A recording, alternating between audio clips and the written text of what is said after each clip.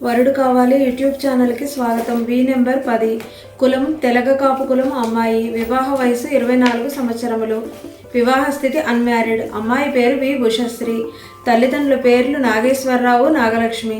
పుట్టిన తేదీ 20 మార్చి 2000. పుట్టిన సమయం సాయంత్రం 12:48. పుట్టిన ప్రదేశం విశాఖపట్నం. నక్షత్రం ఉత్తరా నక్షత్రం 4వ పాదం. జన్మరాశి కన్యారాశి. గోత్రం జనకుల గోత్రం. శరీర రంగు ఫెయిర్గా ఉంటారు. ఎత్తు 5'6". చదువు బీకామ్ కంప్యూటర్స్.